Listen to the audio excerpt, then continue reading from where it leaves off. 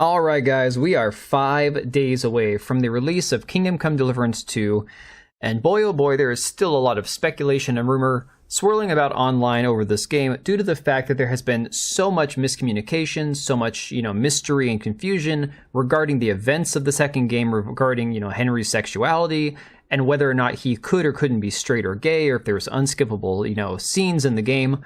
A lot of rumors that have some turned out to be true and some turned out to be wildly false. But unfortunately, one that we did verify, which seems to still be in effect, is this PlayStation ban for Saudi Arabia, which could lend credence to the original rumor about a Steam ban in Saudi Arabia, which kicked off all of this drama from the get-go. Some of these rumors were pretty quickly dispelled pretty early on. You see this this X post, I should say, from January 21st, from Daniel Vavra saying, "LOL, this is hilarious. Of course, it's 100% made up BS. 0 words from this dumb shit post are true, 0. And of course, there was this person who claimed on a Steam forum, "I received a review copy of the game. It has all this unskippable gay stuff in it." Like, going overboard, literally saying how there's like a scene of one guy getting plowed from behind when you kill. I'm talking like graphic, right? Daniel Vavra quickly came out and said this is absolutely false when somebody asked him about it. Unfortunately, there was a lot of other things that we still don't have clear-cut answers on, and even when Daniel Vavra addressed it, people are hesitant to trust him due to the fact that there's a lot of belief, a lot of, perception that Embracer Group, who now owns, PlayOn, who owns Warhorse Studios, is forcing DEI into the game, regardless of the vision of the game director himself. So I wrote this up due to the fact that there's been a lot of, unfortunately, misinformation that some YouTubers have been running with, and I'm not here to chastise anybody. We all get stuff wrong from time to time. But Daniel Vavra came out and addressed this, and it does not look good for a lot of people who spread this around as if this was actually fact. So I wrote this up earlier today. It says, Daniel Vavra disproves critics of DEI in Kingdom Come Deliverance 2.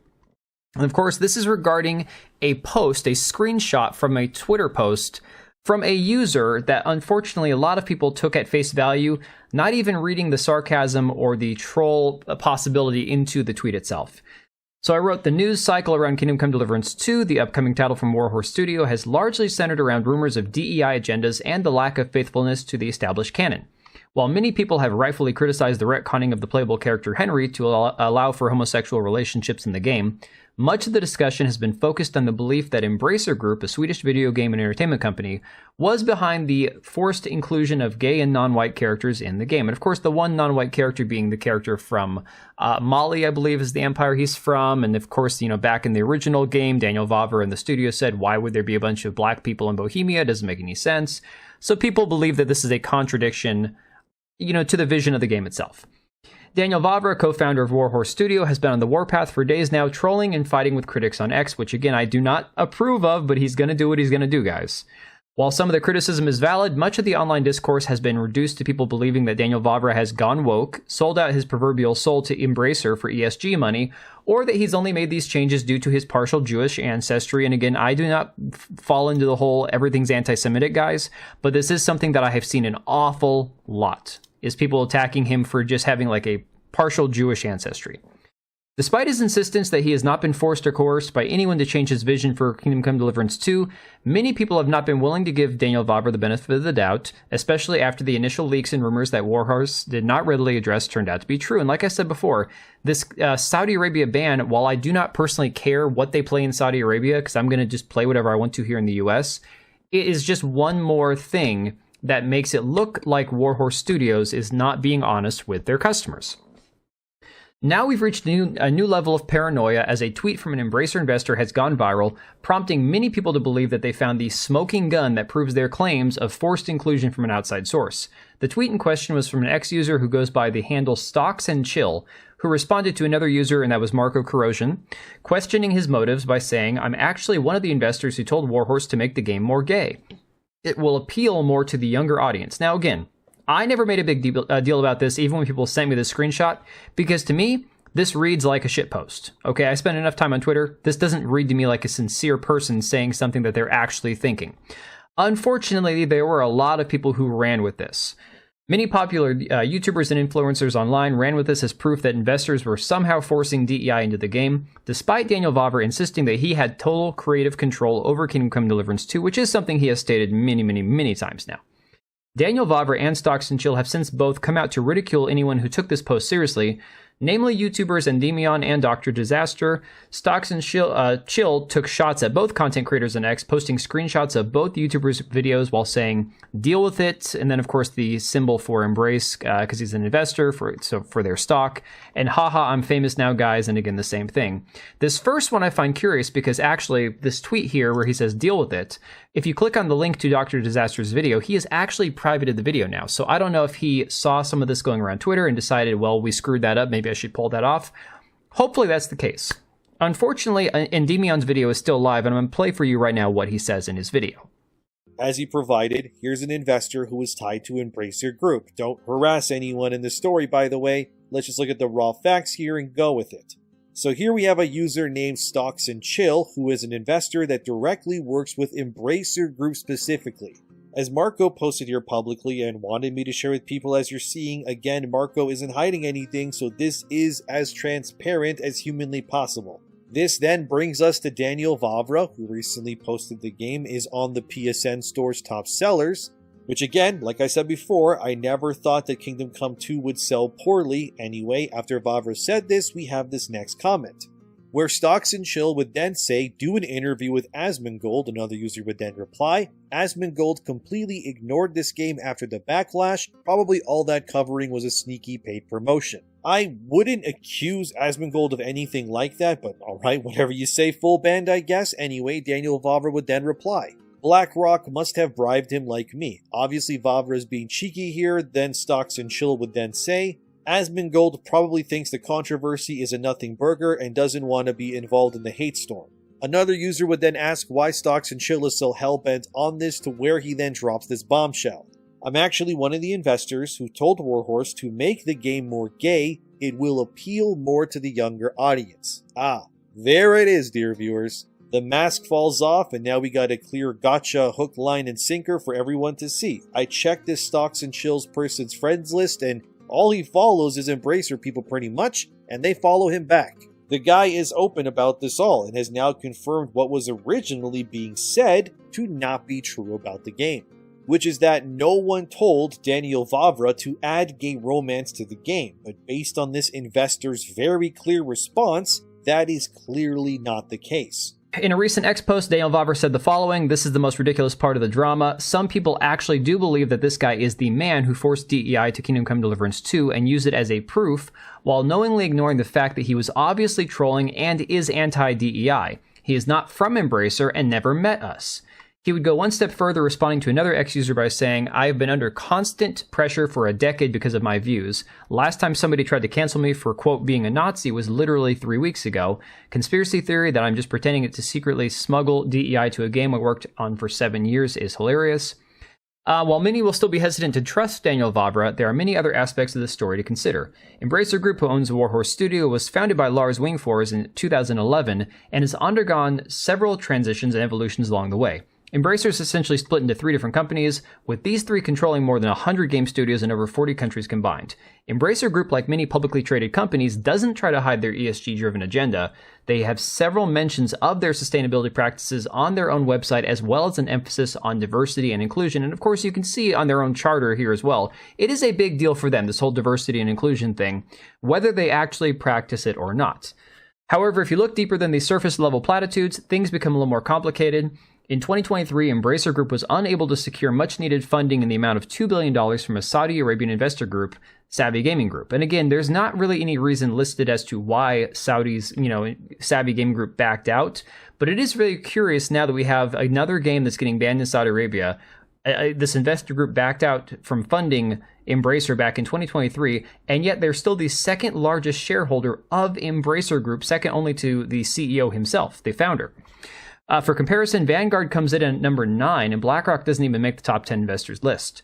This makes the situation surrounding the ban of Kingdom Come Deliverance 2 in Saudi Arabia all the more interesting, as it would seem counterintuitive for a Saudi Arabian investing group to prioritize the injection of wokeness into a game, especially if the content of the game went against their regional beliefs and values. And I think, honestly, this might lend a little bit of credence to the fact that maybe the studio has more control than these people realize. I know that Embracer Group has a lot of studios that have made a lot of woke games, but a lot of that decision making could be happening on the studio level, not Embracer as a whole. Furthermore, Savvy Gaming claims to have an emphasis on diversity and inclusion, while seemingly not prioritizing this as an actual business practice. CEO Brian Ward spoke to GamesIndustry.biz in 2023 and tried to quell concerns that the Saudi Arabian company wouldn't be inclusive enough due to Saudi Arabia's well-known stance on LGBT lifestyles and women's rights. Ward claimed that Savvy Games would operate like any other games company and stated that 20% of the C-level staff were women. A cursory glance at their Our People section on their website would cast a large shadow of doubt on their faux emphasis on diversity and inclusion. And I've got it brought up right here. It's really funny. If you look at Our People, you've got the CEO, Brian Ward, white man, Salah Alfada. I'm not even trying to pronounce these names. You have, again, 1, 2, 3, 4 Saudi Arabian guys, and then 2 more white guys. And again, I personally don't care about whether they have diversity or not, but I think that this is one of these really funny things where you have a company like this Savvy Game Group where people there go, oh yes, we want to have a diverse and inclusive workforce, and no, there's very little actual ethnic diversity at the top. So again, they're not practicing what they preach, and I couldn't care less about that, but it cracks me up that they actually try to promote diversity and inclusion. Getting back to the claims of Embracer Group interfering with Warhorse Studios' vision for Kingdom Come Deliverance 2, Matthew Kark, CEO of Saber Interactive, has previously come out in defense of Embracer Group's founder, Lars Wingforce.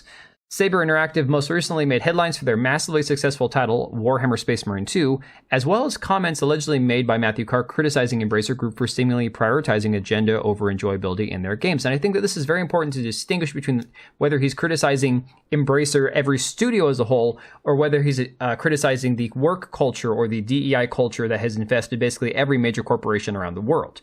The reality is you can still find within Embracer these studios, the actual, companies have studios that are making fantastic games. Like if you look at Coffee Stain, which is part of Embracer, Deep Rock Galactic, Goat Simulator, which is, it's like, Acid Trip, but it's still a fun game. Satisfactory and Valheim, none of these games push any agenda, and they're all pretty fantastic games on their own. Even PlayOn, who has very much been criticized for their wokeness and their community manager going and banning everybody. You've got Kingdom Come Deliverance, you've got Metro Exodus, you've got System Shock, which a lot of people love. But then you have Saints Row. So there's always going to be these games that are unfortunately infested with wokeness because the studio making them likely has somebody that is trying to push an agenda, whether it comes from Embracer or not. I think that's my point, is people pointing to Embracer saying Embracer is the one responsible for this. Maybe it's time people realize if you perceive the game as woke, maybe you just need to blame Daniel Vavra and Warhorse rather than assuming that it's Embracer making them make this decision. Then I said, however, it's worth mentioning that Space Marine 2 was developed while Saber Interactive was still part of Embracer Group, and there were never any substantial claims of wokeness or DEI levied at that game. And again, Space Marine 2 was still a fantastic game that sold very well, and nobody believed that there was any agenda crammed into it because of Embracer Group owning Saber Interactive. In addition, the original tweet from Stocks and Chill that Daniel Vavra shared in his expo states, Embracer bought Warhorse. Embracer is majority owned and led by Lars Wingforce, who lets his studios have full creative freedom. The BlackRock thing is so stupid. And this is the tweet that Daniel Vavra retweeted. Daniel Vavra sharing this tweet would indicate that once again, any changes that were made to Kingdom Come Deliverance 2 were made by Warhorse Studio and not at the behest of some random investor, as many people were quick to believe. There will certainly still be a sizable number of people who believe that Warhorse Studio was bought, but with less than a week until the release of Kingdom Come Deliverance 2, the best approach at this time is probably just to wait and see what happens. And I think that's personally where a lot of people are, and I don't fault anybody at that point. I think for most people, if you're not going to review the game, if you're not somebody who's like a streamer or a content creator, maybe hold off on buying the game. Maybe don't pre-order it yet and just kind of just chill, just wait and see what happens. But I do think people need to start understanding that whether or not you agree with the direction of the game, whether or not you agree with the retcon, all those are valid opinions. But what you need to understand is, at the end of the day, this is likely Daniel Vavra's decision. Whether for better or for worse, put the blame on him if you don't like it. Like, again, if you believe that this decision to give Henry a gay option in the game is woke, well, then blame Daniel Vavra. But again, I think the blaming Embracer Group and saying that he was, coerced or whatever is just like the easy way out. So I'm going to leave it right there, guys. Feel free to share your thoughts down below. And again, I did not make this video to attack anybody else, to go after, Endymion or Dr. Disaster. I just think that, as much as we're trying to present all the information and all the facts, when we get it wrong, it's important to mention it. So I'm gonna leave it right there, guys. Let me know what you think down below, and I will catch you guys on the next one. Alright, and if you made it this far, thank you so much for watching the video. Thank you for being here. I do have 2 channels, Minimal Effort Podcast as well as my gaming channel. I do have a Twitch and Kick for my gaming channel. We do live streams over there occasionally, maybe once a week. And then if you are in the market for a new PC, make sure to check out Meta PCs. Click the link I have down below, use code TBO at checkout for a special discount. Thanks again for watching, and I'll see you next time.